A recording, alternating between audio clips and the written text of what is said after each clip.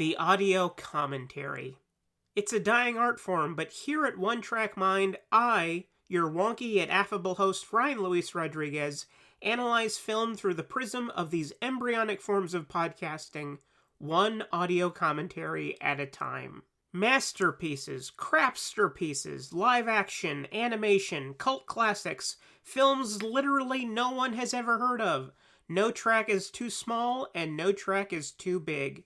Join me and my guests from the entertainment world as we keep these features alive every other Tuesday. Hey, who else is going to discuss Bill and Ted's Bogus Journey one week and Citizen Kane the next? Us, that's who. Sure, you have to put up with my voice, but there's a certain give and take in this industry. That's One Track Mind, part of the Someone's Favorite Productions family, and available wherever you get your podcasts.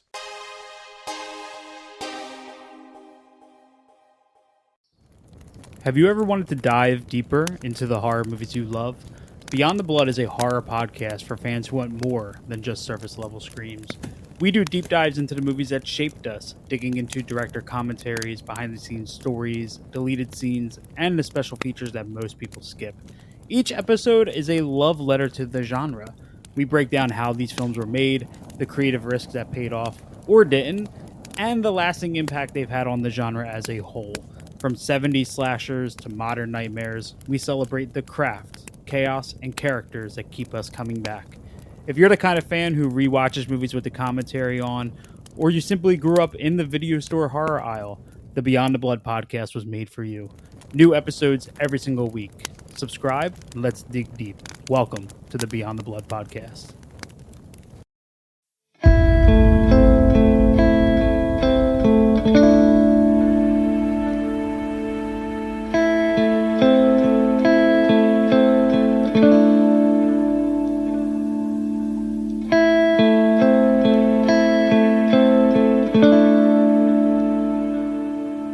Hello, everyone, and welcome to Of Mushrooms and Men, a Last of Us podcast. I am one of your hosts, the CultureCast host, Chris Dashu, and I'm joined by my good friend. She's not going to be doing any dragon noises, but there are noises in the show that you could be doing your own imitation of.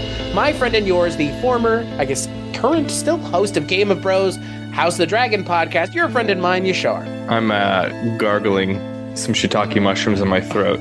You're gargling mushrooms? This just got very sexual very fast. I'm just gargling all these mushrooms.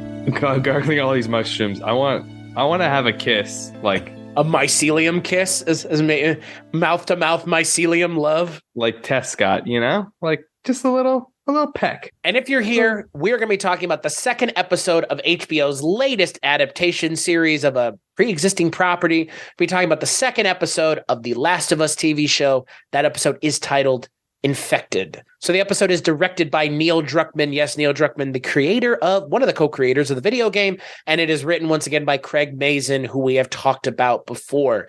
This episode is once again all about Joel and Tess and Ellie. Well, what are they doing? They're making their way through the out of the QZ towards something, towards the people that they're taking Ellie to the people that they're supposed to take her to. I'm not going to lie to you. This was kind of a bummer of an episode because I really was a tad disappointed. Felt like it kind of didn't do. I know why this episode was the way that it was, but not a lot happened, like in a rather surprising way, given how much given the speed of which everything happened in the first episode. Does that make sense? Yeah, I mean, well, the first episode really ramps up a lot, and this episode obviously is also actually quite close to the game. Like the major story beats, it's almost identical. And like Tess dies early in the game, and it's less about like the plot moving, and I think about it's quite important to understand why Joel continues, because it's basically in her honor. Because at this point, he's still closed off from the rest of the world, and I think this helps us see that. Like it can't all be in vain, I guess, and that keeps Joel going. So like the episode, starts off with them leaving the QZ. You see them finally see a clicker, which is essentially an infected that's been infected for like years, and it's not just like your angry person. And through that, Tess gets bitten and basically puts like final hurrah to protect Joel and Ellie and give them a clear escape and continue their journey westward when, the other Fireflies have all been infected and died. So that's the entire episode almost, other than the opening. That's the entire episode. And yes, and then the opening was interesting to me because I don't know if they're doing these cold opens every episode. But I hope they do, because these cold opens are... Well, and you know what? This, for me, is the influence of Craig Mazin, almost like explicitly, because you know what it feels like, and I know you're going to agree, it feels like Chernobyl being injected into this show in a lot of ways. The best parts of Chernobyl, for me at least, the parts of Chernobyl that I appreciate, the kind of investigative, like, what's going on, we don't know what's going on, but we the audience know what's going on, but the people in the world don't, and seeing them come to that realization, I think for me is very interesting. No, it was interesting because I don't know how you felt about it, but in the games it's taken like generally a pretty American centric stance. And so it was cool to see like how this impacted outside of the scope of what we've interacted with as players or consumers of even the first episode. And the other interesting thing was, I don't even know if it's ever been stated that like they basically bombed all the cities. Like the cities were all fucked up, but I just always assumed in the games it's because, I don't know, society has collapsed. But that was like really, it puts into context why all the cities are so fucked basically in the games, and like the buildings are collapsing and things like that. And when like that woman, the doctor, she's just like, the Indonesian lady is just like, bomb it all. Like you just felt, and she was just like, she had just resigned herself and a lot of other people to dying because that was the only way she knew how to stop this thing, which, we have no cure for. And it was really impactful. Like, and even in that short amount of time, you felt like almost like an emotional connection with her. And it's one of those things where this woman is just having a normal day, and that is the thing that I appreciate. And you kind of see it. It's echoed here as it was in the first episode. You're just going about your day, and then all of a sudden the world is different. And you see that with Joel and his daughter in the first episode, where, that seemingly just a normal day, going to work, going to school, whatever, come home, and then the world goes to shit. Same thing here. This woman is just, having lunch with some friends, and all of a sudden this military officer shows up and says, "Hey, I need you to look at this thing." And, it's world changing, like you said. And when she says just bomb the city, it's like, oh my God, like this is, I mean, it puts into perspective the stakes here, but also, and then this is just me, like this needs to feel a little less like just zombies. And some of this feels a little too just zombie-ish for me, because the story of Last of Us never, the game, the amount that I played the first 2.5 hours, it did kind of feel like a zombie game, right? And I was worried with this show, as I know you were kind of concerned, like, is this show going to do enough to justify its existence and also not just be a zombie adjacent show? And I think it is, but it's also doing some things that are, I guess, giving people that wouldn't have any other frame of reference some frame of reference. I just don't need it. I understand that other people do, but me personally, I don't. But the people that do, I'm going to go out on a limb and say it's probably the people that have no prior exposure to the source material. But did you not find it a bit like tragic that not only did she say bomb it, but we also know like it didn't work? Well, but that's the thing that I appreciate about post-apocalyptic fiction is that the best intentions of people normally fall short. And I love that because, again, it just goes, I think it just shows the kind of the fatalistic nature of nature, right? Like nature doesn't give a shit. Nature gives no fucks, frankly, to the point where, again, they make some changes in the narrative to the way that the clickers and the fungal infection works, because in the game it's not explicit that like stepping on a fungus alerts the fungus, right? Yeah. So I actually listened to, they have a official Last of Us podcast where they interview. Have you listened to that one? I watched they talk about it in the after the show as well. The same thing. Oh, okay. Okay, so I'm sure that actually they probably just take it. So Craig Mazin and Neil Druckmann talking to Troy Baker, who plays Joel in the game, and they said like that was, I think, Craig Mazin's idea, and Neil Druckmann was like, we didn't even like think about it, and he's like, it totally makes sense. Like this is they're all kind of connected, and it does up the stakes because it's not like you can't just kill one and move on. Right. Like if they're all, or I mean, everyone's not connected to everyone, but like in certain areas, they're connected. You have to be very careful. And it definitely, like these little flourishes, I think, raise the stakes, but also give you a little bit more to think about as far as like the infection goes, even if you're familiar with the source material. And I really appreciate it. Like they're not trying to reinvent the wheel on any of this stuff, but I feel that all of the additions, like the cold opens and the infected being more of like a hive mind, these little changes and tweaks have made it a more compelling vision. And I think going from driving the story, playing a game, to a passenger, like it's just a different experience. And I think it's one that it's working in the context of the show. And I know you said you felt bored because, yeah, maybe a lot didn't happen. And I hesitate to use the word filler because part of me is like, this is what happened in the game. But yes, relative to the last episode, which is also like 30 minutes longer, not as much happens. But I also think the first episode is probably not a fair barometer of how much story to expect. No, I agree. To consume in every episode. I agree with you there. I mean, again, I wasn't bored in as much as it felt very much like a video game in a lot of ways. Yeah. Like they're in this building for half of the episode, and then they're out of the building, and there was a cutscene at the end. Again, that's the source material. That's the influence of the source material. That's the way the source material told the story. Because I did get this far in the game. I mean, I got effectively, I think, to where we're going to be, where we end here, I think is where I got in the game. And like you said, the difference between driving it and being a passenger are apparent. And it's even apparent in the way that they address kind of the clickers, because in the game, one clicker is a threat, right? You can die to just one clicker. This is not Uncharted where it takes several people to take down, Nathan Drake. In the game, you die from one, right? Like it's pretty easy to the point where you need to be. It's Dark Souls-esque in a way, right? Like there's very little room for error. If you get into a fight with someone, you need to kill them because you're going to die otherwise. Yeah, I mean, because you have the regular infected, which you can usually take, like, you can kind of fight a bit. But a clicker, if they get you and you have no weapon, you're in the game, you're toast. Like it's showing you they're a much more powerful version, but obviously the trade-off is they no longer have their vision. Right. So you can sneak by them, which I think they showed effectively. And I like that they used practical effects and they used like real actors making the fucking weird moves. And I mean, that shit was creepy. Did you think it looked good? I was going to say, like, again, I think that there is no way they could have done this show up close digitally and it be convincing.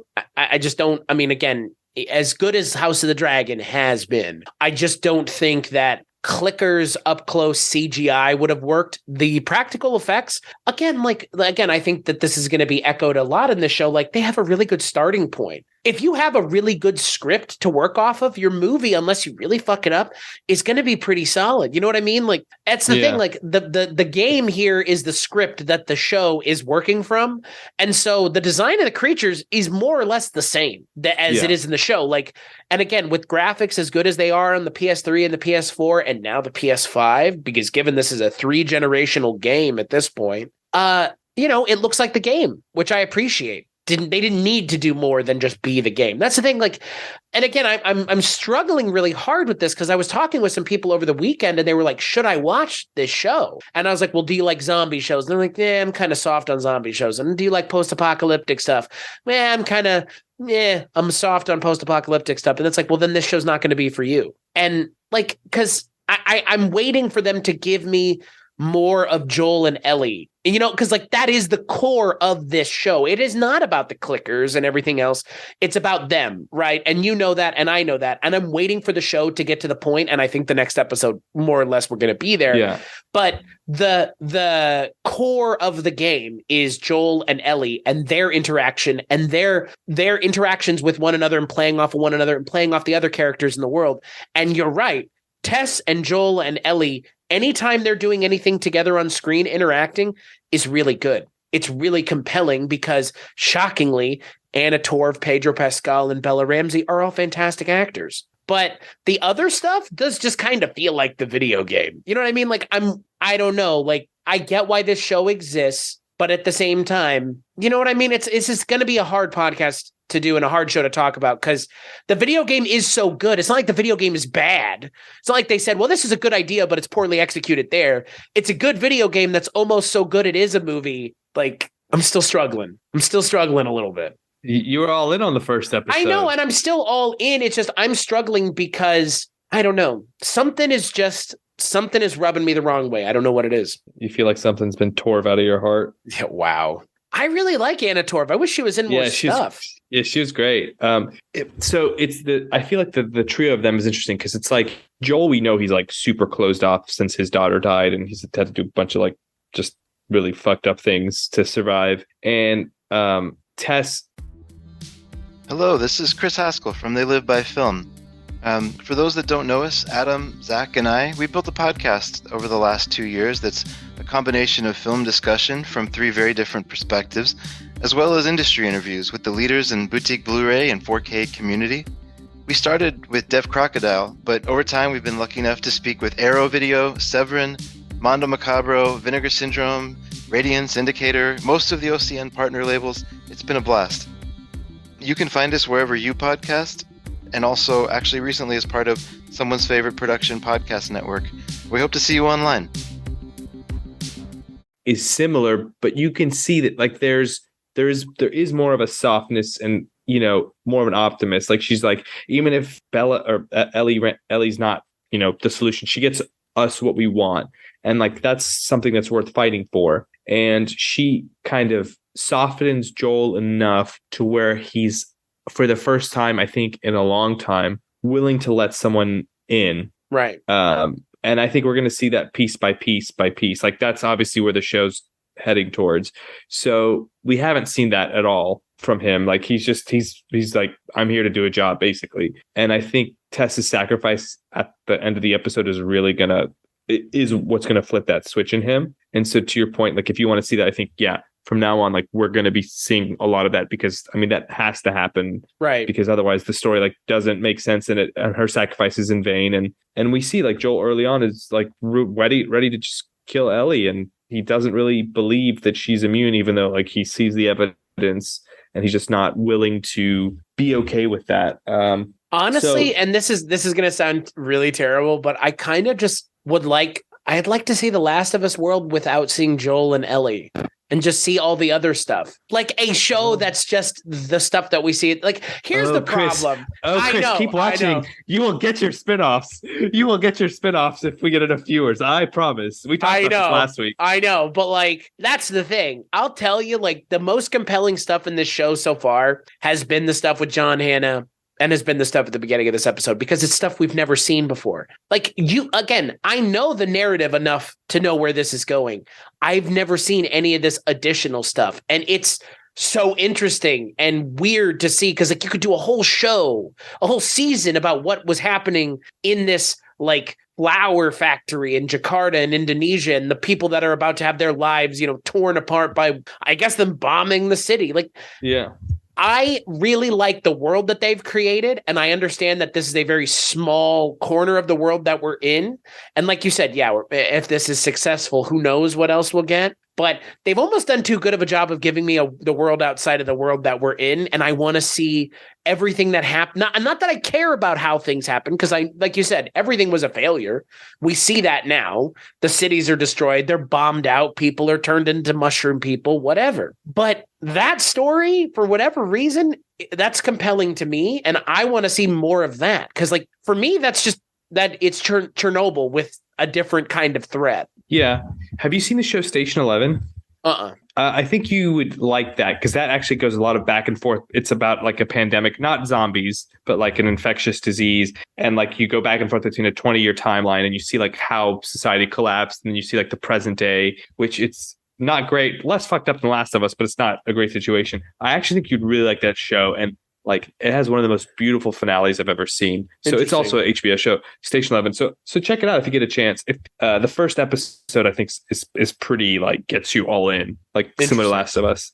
So, but do you see where I'm coming from though? Like, yeah. it is so good and compelling, and like I'm not going to blame Craig Mazin for being good at what he does because he's very good at what he does. Seemingly, like not going to say like one thing, but definitely like a kind of thing he is very good at. He's good with I think the like almost the dissecting of like a bureaucracy, right? Like he takes this thing that's like these things that historically seem almost impenetrable like the people on top know all the answers. Then he shows us, actually, let's spend a little bit more time with them. And they're just like us. They don't know what the fuck they're doing. They're scared. They're lost. And these are the people that are making huge decisions. And like Chernobyl was all about that, right? And this got us a little bit more into that. And now I think he's trying to get with like the Joel and Ellie a bit more into the human aspect of it. But yeah, I can see why that's interesting. Speaking of policy, did you notice how this post-apocalyptic world has slightly stricter gun regulations than the current USA? They would not let a 14-year-old Ellie have a gun. Which I don't understand. Yeah, but I was watching that. I was like, dude, I'm pretty sure it's easier for a 14-year-old to get a gun like at Walmart right now.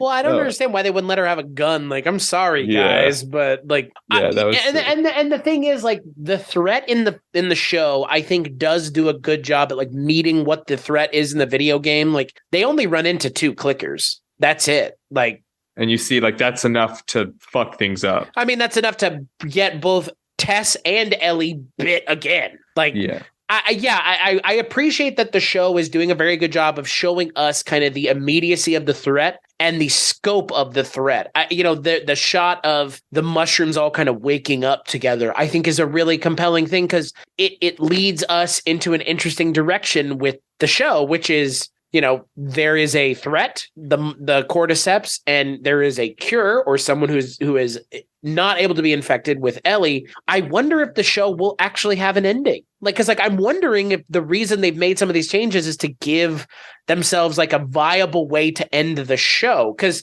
that's the thing. Video game doesn't have an ending yet, right? Well, the first game until it does, right?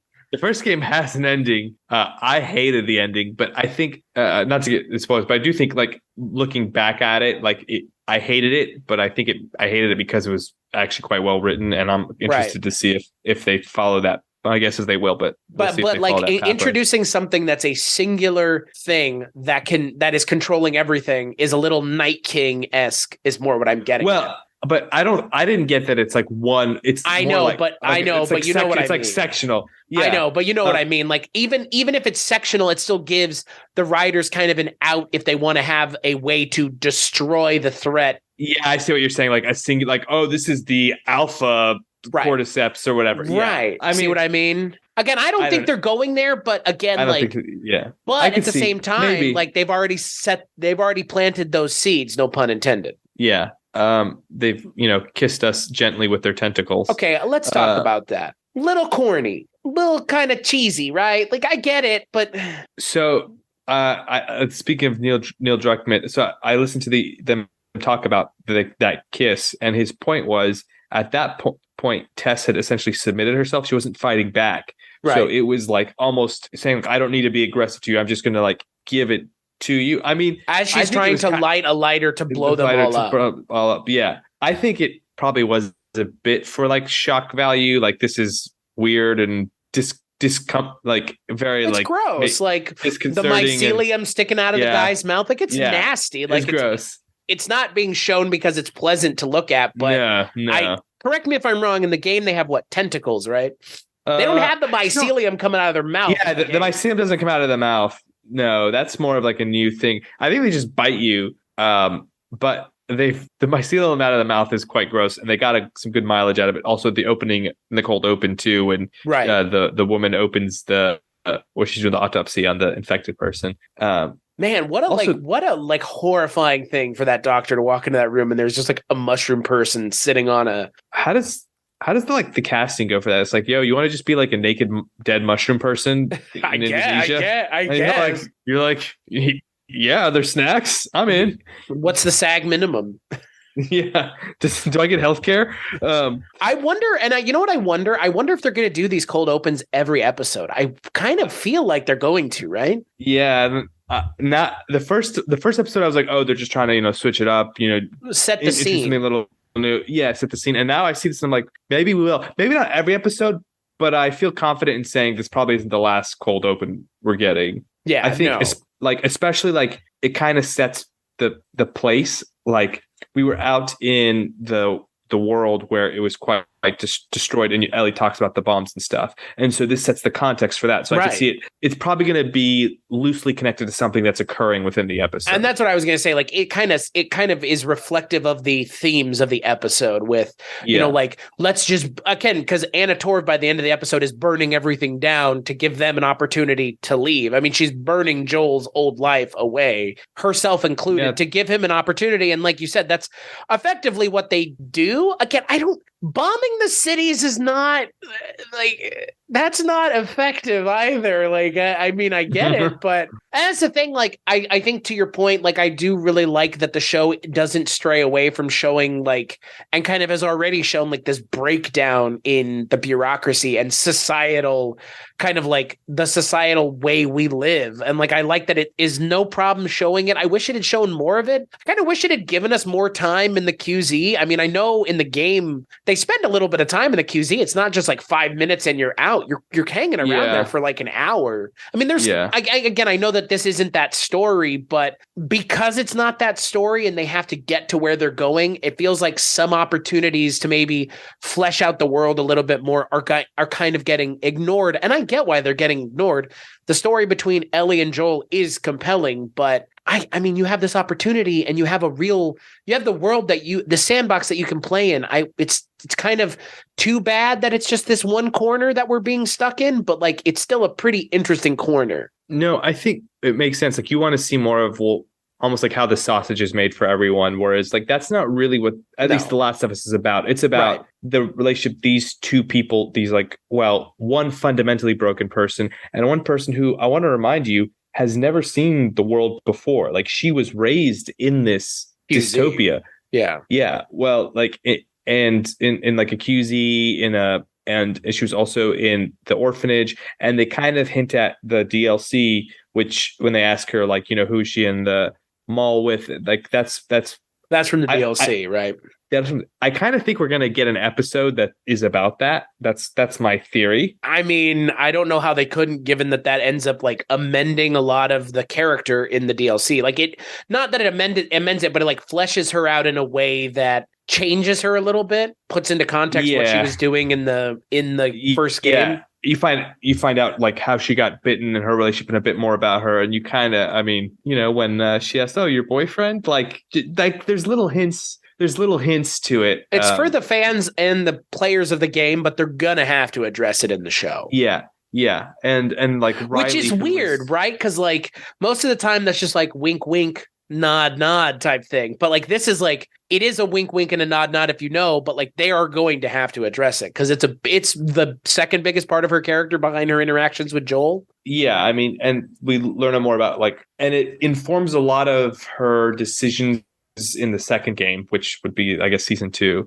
So maybe again, I don't even know, because again, like the second game is its own can of worms, right? Like, yeah, I mean, the second, but the Neil Druckmann has said like the first season is going to be the first games, and right. But what is the second season?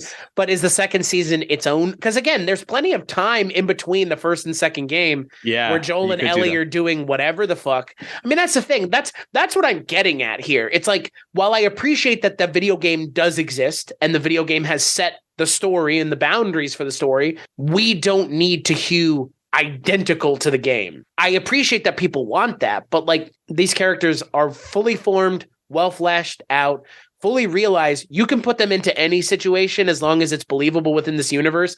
And I think it would be entertaining. And I'm not sure that the video game players are going to get all bent out of shape because, again, they're going to be seeing something they haven't seen before and they didn't get to interact with. I kind of think there's a damned if you do, damned if you don't. Like, I know. That's the problem, right? I actually think if they like strayed too far, people would be like, "Oh, like, you know, why didn't you let Tess die and sacrifice herself? And why is she still alive?" I think they need to follow the big beats, but I don't think they need to follow the big beats and the small beats and the minute beats as well. And they're not. I mean, again, we're getting opening intro cold opens that are never in the game. Frankly, the game could have benefited from having the cold open that the last episode did at the beginning of the game. You could totally imagine that being in the video game. Like cuts, the way it, it's like, oh, and careful if it'll happen, and then cut to the music in The Last of Us. Like, there you go. I don't know. It's just like you said, they're damned if they don't do it, and they're damned if they do it too closely.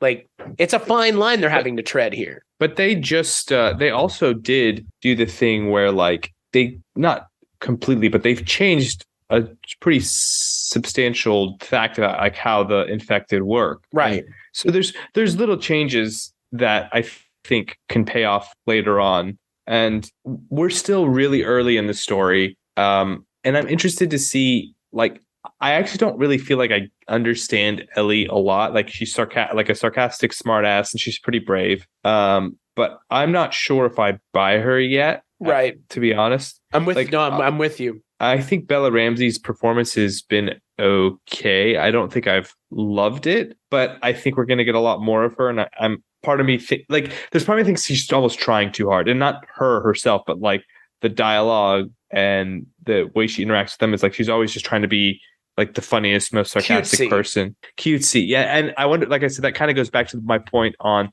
her growing up in this. Like, she's never really seen normalcy. So maybe it's how she copes. Like when she's making fun of the clickers and they're just like, stop, like, don't even like joke like that.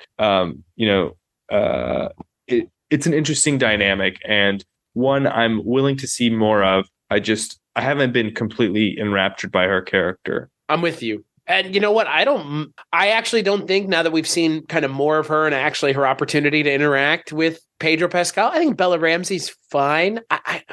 She just, I feel bad for her as an actress because she's 19, but she looks like she's 10. Well, she's supposed to be 14. I know, but she's 19. Like, she doesn't look 19 either. I'm not sure she looked 14, but I feel like the character of Ellie is such a weird thing to approach anyways, because like we don't know enough about her in the show yet to really even have an opinion, right? Like, we need an Ellie episode, and the DLC feels like a prime thing where they could just have an entire episode flashing back to that and talking about that entire relationship that she has and all that. Like, that all is going to be an episode, right? Like, there's no way that it's not. I think that it's probably is like, my guess is close to the later season. But yeah. Now that there's no more Tess, it's basically just going to be her and Joel, and then generally people that don't want things that don't want the best for them. Right. And with the introduction of that, like the hive mind type of thing, I wonder if that's going to be a reason why they avoid a lot more firefights. Like, we're in a video game, a lot of times you do go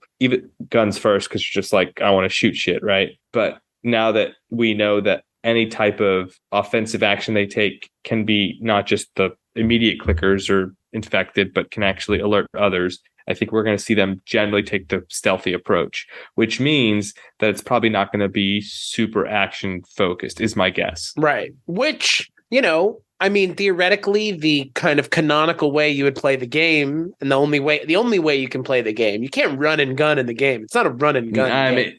You can run a gun. There's definitely parts where you could run a gun or sneak, but yeah, the game overall kind of nudges you to be, because you have limited ammo. Like, your items break after like 3 swings. Right. It's a game about scarcity, right? So they're not having full-on firefights. And actually, the areas where you are more likely to have firefights are like when you're actually fighting like people. Like, right. Marauders or whomever. Which we will clearly see at some point in this show, obviously. Yeah, we haven't really seen bad people. Like, we've seen, like, Joel's like a scoundrel in Tess, and, even the guy that kidnapped Tess. Like, but we haven't seen like truly like monstrous people yet. Is Joel, and that's the thing though, is Joel a scoundrel? Like, again, like they paint, it's really weak, right? Like, they don't want to make him actually a bad guy. And I think in the video game, it's more shades of gray. Right now, it's like, it's just Pedro Pascal, and he's too lovable to hate, even if he's being the most dastardly bad guy he can be, which I'm not sure he has been yet in his career. He always plays characters that everybody finds a reason or way. Oberyn Martell. Wonder Woman 1984. I didn't see that movie because it's bad, and you know it's bad. It's bad. It's bad, but his performance is like kind of insane. Sure, but like, okay, so his one thing, but he's still people. You like him because it's still he's lovable because he's Pedro Pascal. Yeah. That's the thing. Like, I kind of feel like, again, I'll go back to what I said before. Like, they should have cast somebody else because he's just too damn likable for me to ever not just implicitly like him. Even if it's like you said, he at the first episode he takes a child's body and he sets it in a fire. Yeah, but like, what other choice did he have? He did murder like a cop. The cop was pointing a gun at him, was going to shoot him. No, he wasn't. He was going to take it back to the. It's the dystopia, baby. I will say, if it's going to be interesting to see like your reaction to how the season ends, if they go to like making him more likable, because in the game he does get quite likable as well, right? Of course, I think, as he kind of should, right? I guess, which I think makes it more jarring. So just I'd say just hold on to that feeling of you're struggling to hate him or feel like any negative. I'm feeling like the show is meaning to make us not like him, and no matter what it does, it really can't because it's Pedro Pascal. That's what I'm saying. I mean, yeah, but he was also willing to shoot Ellie, and Tess is like, "Yo, chill." You know, how much do we actually believe he's going to do it, though? Well, he would.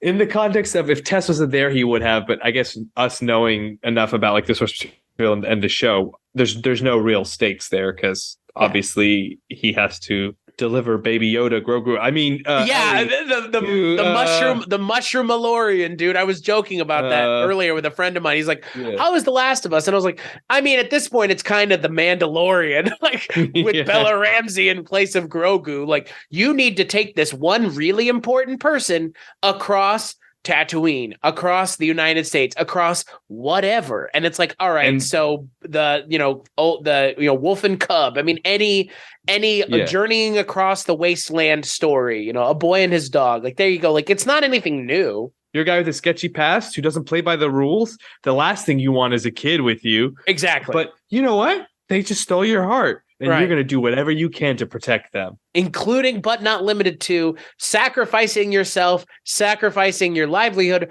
or sacrificing parts of your body. Like, it's, you know what I mean? Like, but that's the thing. Like, the narrative of the story is not anything particularly unique. It's two people going across the United States on kind of a cross-country journey. But it's the trappings, right? And I don't know, like... It's the road. Yeah.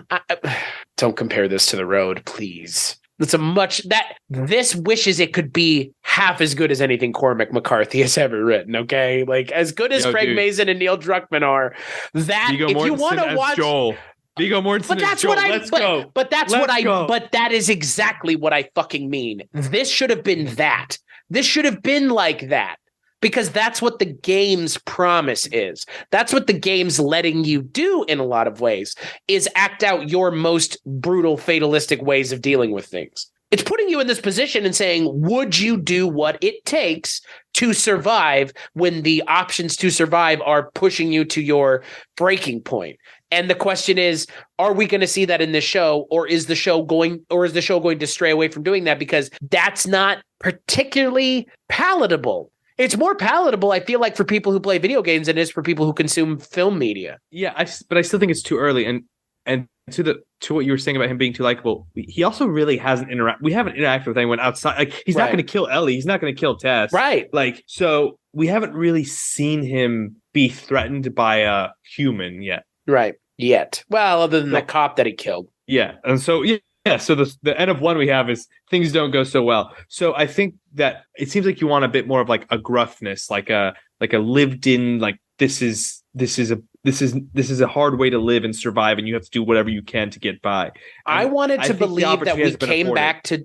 I want to feel like we came back to Joel after the time jump, and he had spent 20 years finding every reason to kill himself, but not because he can't bring himself to do it, or whatever guilt he feels. And honestly, when we came back to him in the first episode, it felt like nothing had happened and he had not done anything for 20 years and he was the same character. I don't think he's the same at all. He went he went from this guy that was like broken to he's just like, it's just a fucking kid's body in the van. I'll throw it. Like, he's completely closed himself off to feeling. Like, I'm not getting that sense from the performance. I'm personally not. I don't know. Like, I don't know. Like, again, like I said it. I've said it now several times. Like Pedro Pascal for me, I like him, but I just think like maybe someone else could have been that role. Even someone like Viggo Mortensen. Mortensen. And then I winked at you. Then I winked at you too. Yeah, everyone, so you know. Chris winked at me. That's how you know he's a good podcaster, when he only just does like facial expressions. But it's only for your benefit. It's only for your benefit. Yeah. Look, I like Pedro Pascal. I think he's a very charismatic actor. You like Pedro Pascal? I didn't get that. But I just don't like him in this. I'm sorry. So maybe by the end of the season it'll have come around, but I feel like Troy Baker in the game and what he brings to the role, even though it is just voice and mocap, because I spent the last week going and watching clips from the game of that performance, and just I don't know, maybe we'll get there by the end of the season, but his character doesn't feel as lived in as he does in the game. It just he doesn't feel as lived in a character. Like I said, it feels like when we come back in 2023, Joel, we're just back with him. There wasn't 20 years of anguish and turmoil. It's just, here he is again. And with a story like this, where it's all about the toll that this takes on you and the toll that it takes on your mental abilities or whatever, I wanted more of that.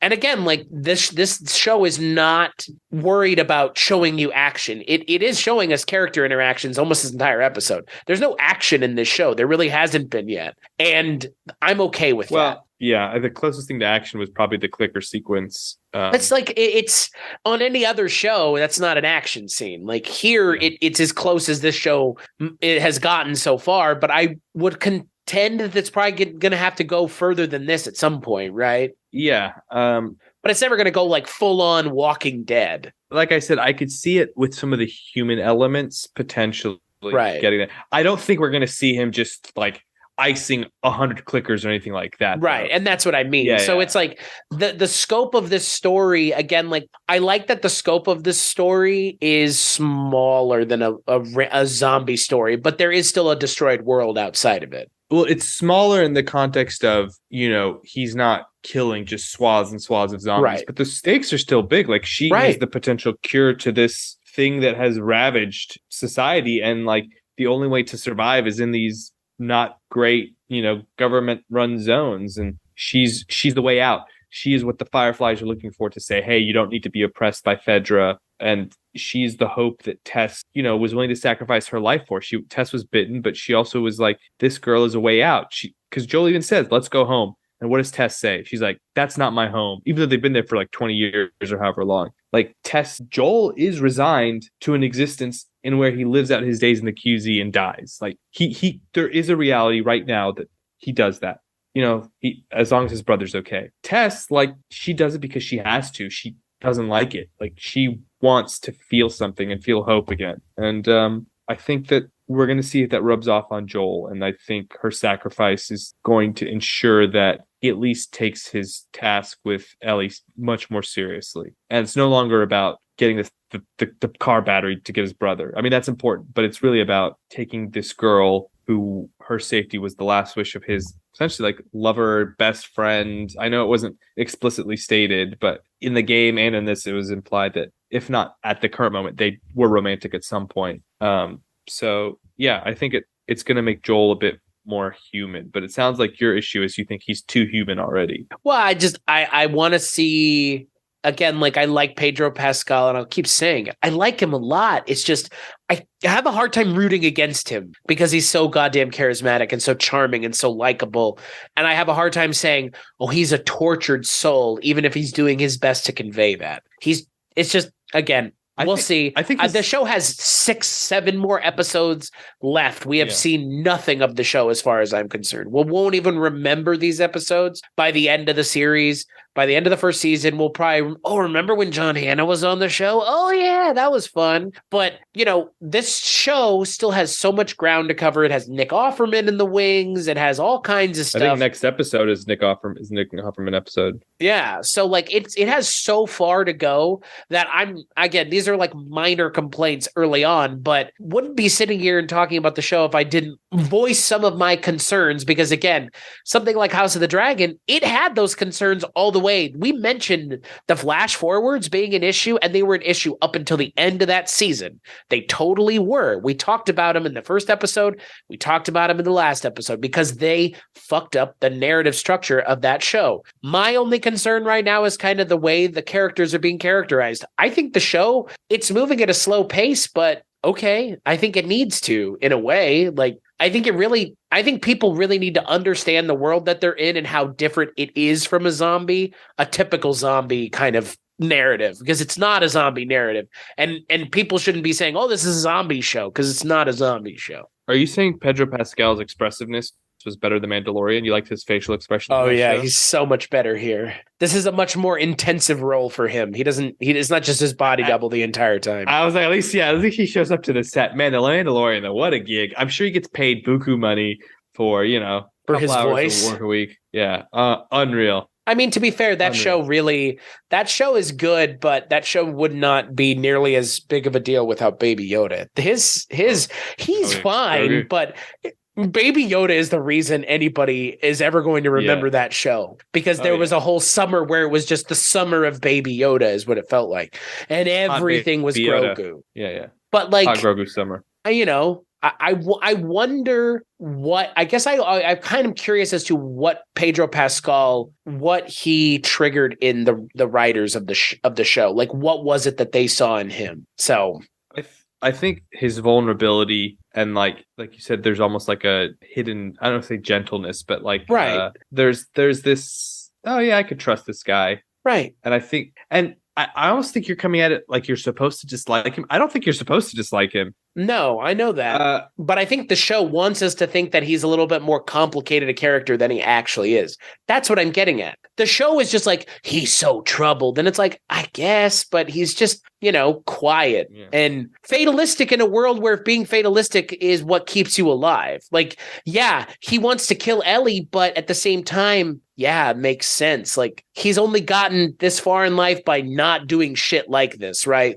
Like you said, he's content to just live out the next 30 years of his life in the QZ. So, just kill her and move on. Like you said, what's the point when there is seemingly no hope? And he even says at one point when she gets bitten again, because he thinks, oh shit, maybe this will turn her. He's like, let's just go back to the QZ. This is just not working to Tess. And she's like, well, they'll kill her, if we take her back. It's like, better them than us. And it also shows where his mind is like, he doesn't think there is enough where he would rather not. He doesn't mind if a child dies, but he'd rather not pull the trigger. Right.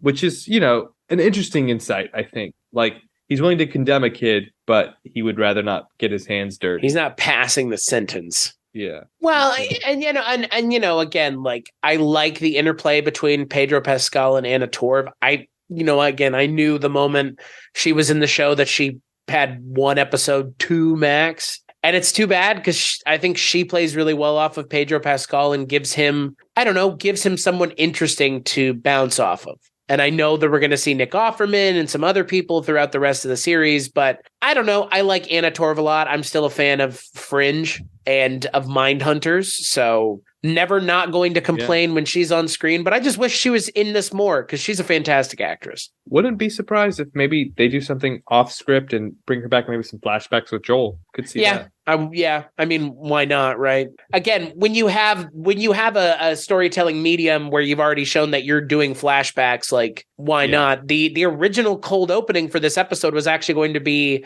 like showing Tess's son infected. Yeah. She like, I read about that.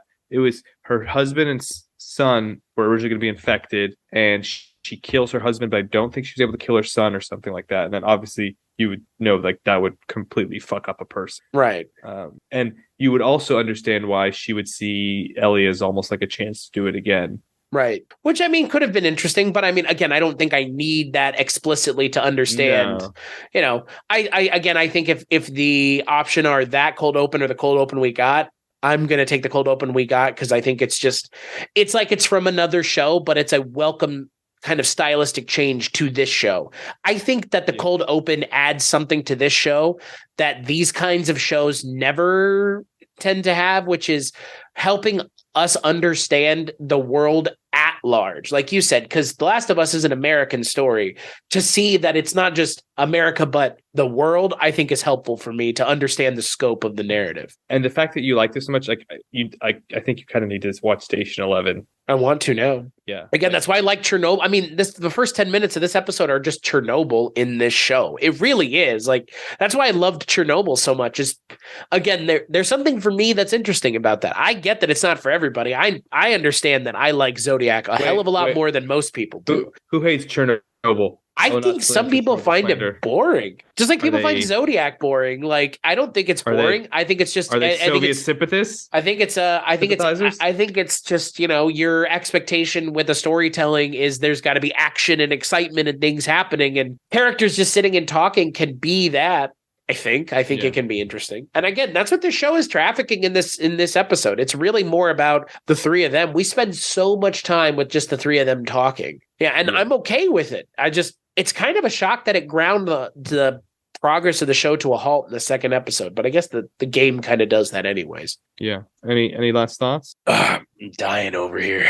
My nose is I'm so congested. Is it cordyceps? Yeah, I've got the mycelium in my nose. Well, I guess my final question to you is, in the game, it's spread by bites, right? Yeah. So in this, is it also spread by bites? Yeah, it's bites. Okay. Or if the thing makes out with you, but I feel like that's the same as if it bit you. Okay. Yeah. Interesting.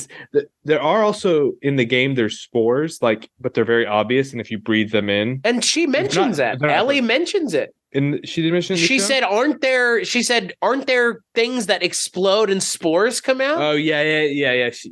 So, and then in the game, in those moments, Ellie would walk through without a mask, but Joel or whoever is in the scenes would wear like a gas mask. Okay. So they're already kind of planting seeds. Maybe that's in the show. I mean, I'm assuming. I'm sure it'll probably make an interesting visual at some point. Right. But it's not like, but it's quite obvious when that is. It's not like it's airborne everywhere. So yeah, biting is the primary mode of spreading, which is also interesting because I'm like, if it's not mostly airborne, then, maybe the bombing could have worked. I don't know. Right. Well, and also, again, I mean, we talk about how do these things spread, and it being spread through bites, like it's not the fastest mode of transmission. No, and I feel like society, look, I'm not going to say we don't give ourselves enough credit because we just lived through a pandemic where I think we saw like the most fucking idiotic shit known to man happen. But at the same time, this is much different than that. And like, if people were running around in the streets, like eating people, I always have a hard time believing that society would break down that easily, that quickly, that fast. With zombies? Well, with anything, with zombies. But I mean, you know what I mean? Like, it just, I have a hard time believing it would fall apart that quickly. I actually believe it, dude. Have you ever been to a concert? Or like where one thing goes wrong. But that's a closed environment. We're talking about the world. Yeah, it would have to be something that would have to be something that has such a long gestation period that people would have to be able to get wherever they were going and then infect people that way. And this is not that either. Cordyceps isn't that either. Well, yeah, it can say like if it like gets you on your leg or something, it could last 24 to 48 hours. So it's like you could be on a flight and then get to the new place and then. Yeah, I don't know. I guess in the show, we see people turn way quicker. We see people turn. I don't know. Like, again, it's hard to see them say it was 24 to 48 hours, but we see all these people just like turning seemingly out of nowhere. I don't know. Like, I get it. Like, I agree with you. We actually haven't seen many people turning. No, we saw those people in the first episode, like the old lady. Yeah, but who knows how long she'd been infected. Well, there's a point where the girl is standing there and the old lady like opens her mouth and she's like, are the mycelium coming out in that point? Yeah. But I'm saying like we don't know how long she'd been infected. Right. No. I get that. And I get that's why I was saying like it's hard to know when that all happened. Yeah. But I don't know, like I just have a hard time believing society would fall apart that quickly.